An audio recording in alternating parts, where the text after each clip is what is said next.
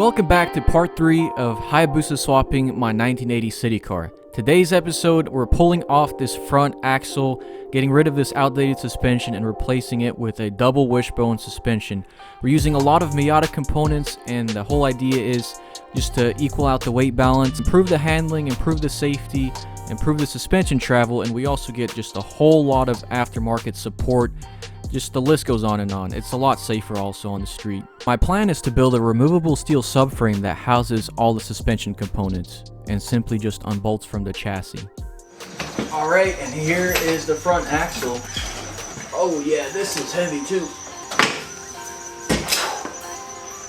So I'm going to use these bolt holes that are for the leaf spring, and that's what's going to hold the subframe in.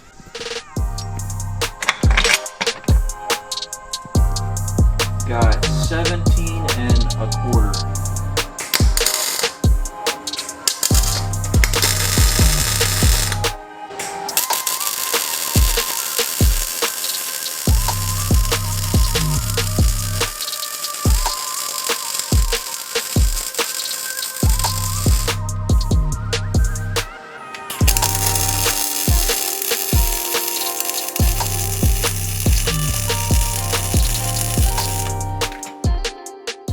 So ideally, I'd like to run these 13x8 wheels. I mean, these are massive and aggressive.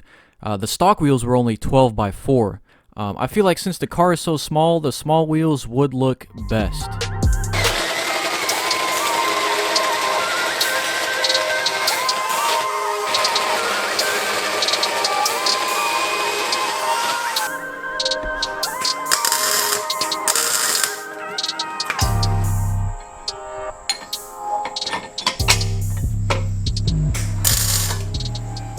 Okay guys, so we got this high-tech contraption slash jig here to make sure the subframe is square. 8 and an 8.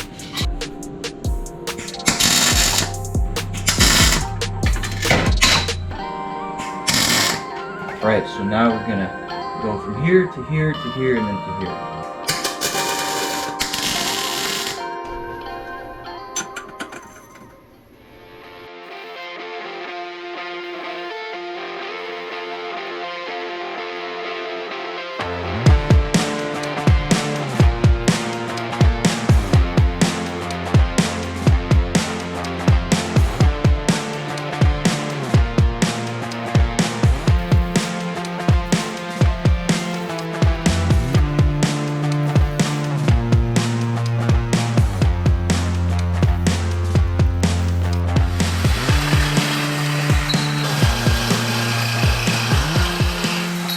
Alright, so I ordered my tabs online, and we got the control arm here. I mean, it's pretty heavy, but yeah, it's going to go about right there, and the wheel should line up perfectly with the fender arch.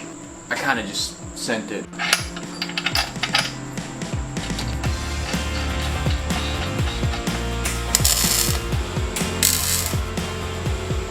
Yeah, I mean, it looks centered.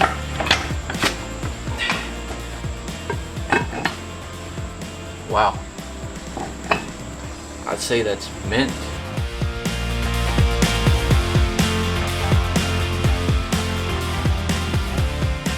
And that's what a 15-inch wheel looks like. As you can see, it clears beautifully. The placement is really nice, and it tucks right into the fender, which is amazing. Now what I'm going to do is just finish the other side and then start working on our upper control arm, which is going to be custom, and I'm probably going to mount it to these frame rails right here.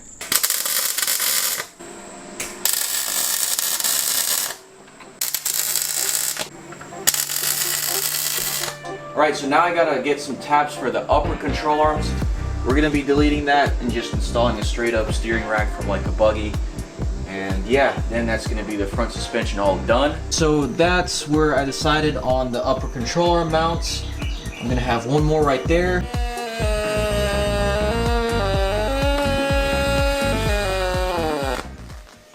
Yeah, so really dirty stuff right here, but I want to get a test pass in before I actually start welding the tabs in. Alright, so I want to see how strong these things are. Okay, yeah, I'm convinced that's strong enough.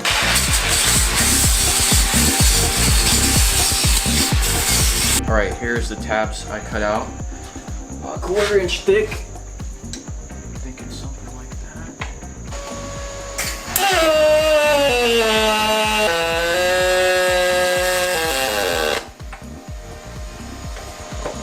Mint.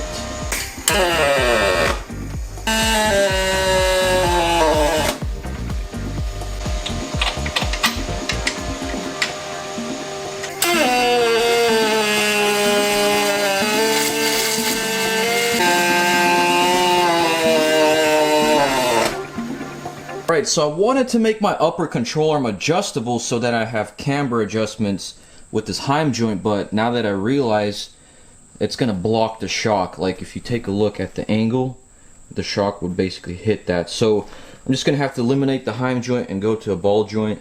I'm going to cut this out, and yeah, hopefully that clears everything.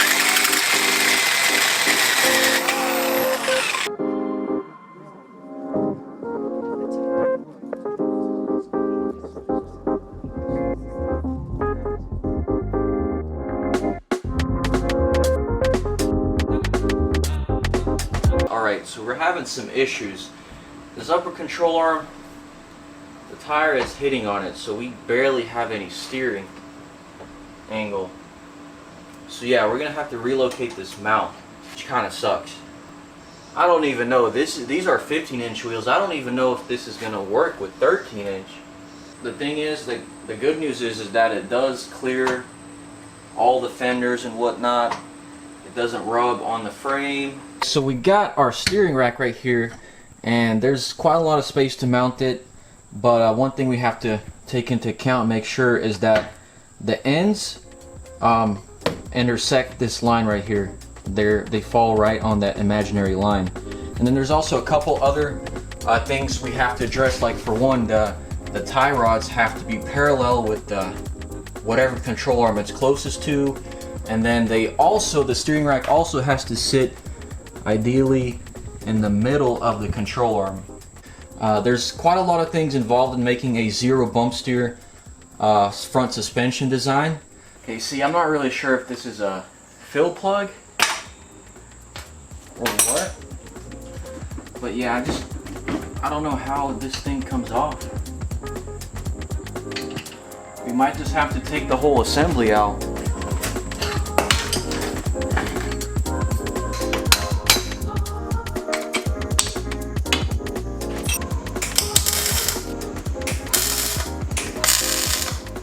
Alright, that's just a rough estimate to where I think my steering rack is going to have to sit. So check this out, guys. Had to make a pit stop for some metal. We got our Hoosier drag slicks in the back. We got our aluminum and our steel. Shout out to Fisher Steel. They let me do a burnout up in here. I guess next time I'll have to bring my high-powered car out here to actually show them what's up.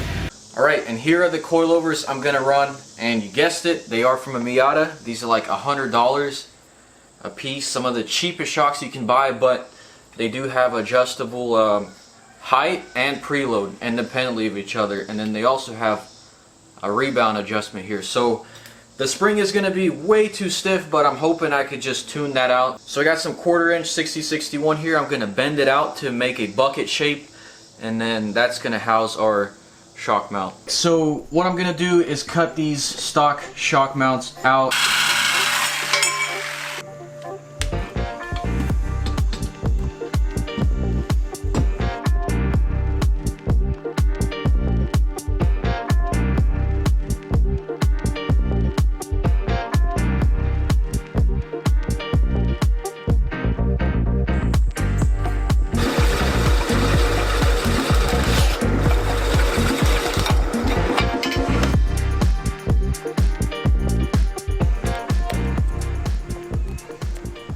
Alright, so we got both of our strut towers cut out. Now let's go ahead and weld them on the car.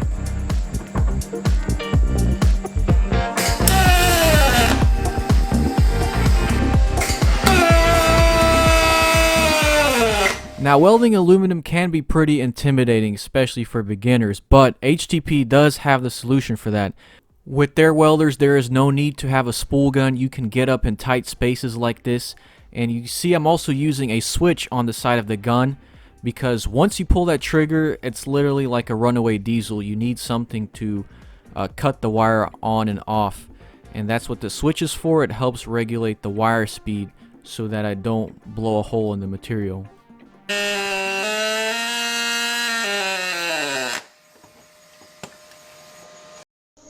Alright guys, so we got the shocks mounted.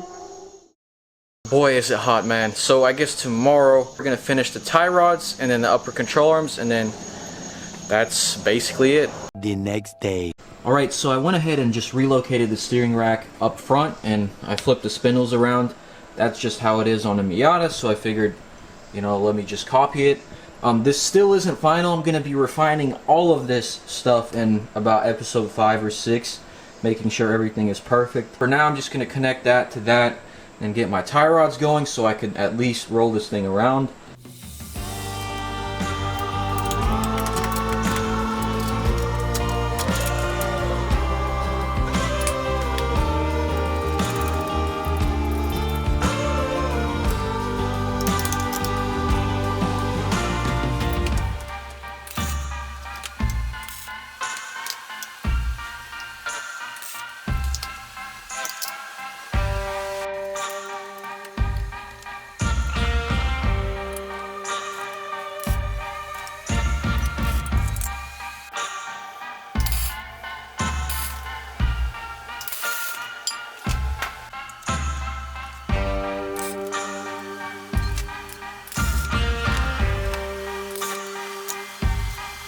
Alright guys, so just check out these meats. Now these are going to go on the back, but for now I'm going to use them as mock-up in the front.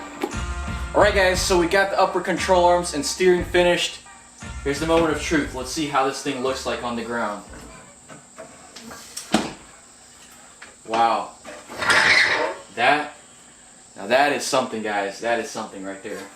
It does still have a little bit of suspension. And the cherry on top. Wow. Look at that, guys.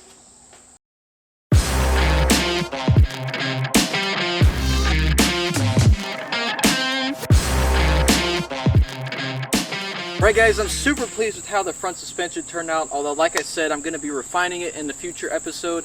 Now next episode, I'm taking delivery of my custom gearbox with all the axles and whatnot. Got some other exciting stuff coming to the channel soon.